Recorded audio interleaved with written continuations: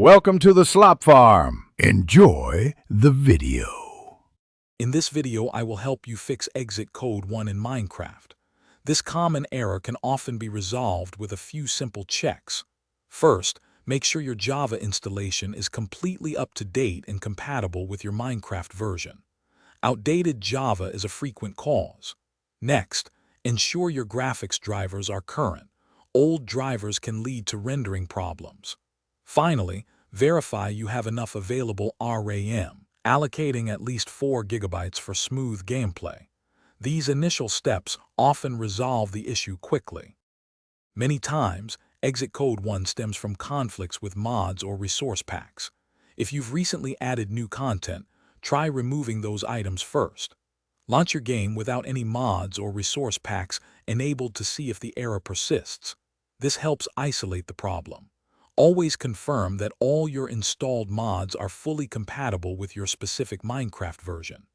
Incompatible versions are a very common source of crashes, so double-check everything.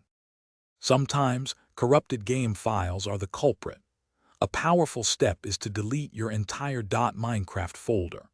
This forces a fresh download of all game files the next time you launch, often resolving deep-seated issues.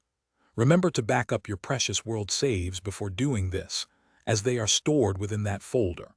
If all else fails, a complete reinstallation of Minecraft might be necessary to ensure a clean slate and eliminate any lingering problems.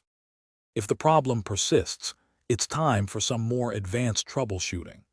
Carefully review the crash report generated by Minecraft. It often contains specific error messages that can pinpoint the exact cause. You might also try adjusting Java arguments in your launcher settings, such as increasing the memory allocation further.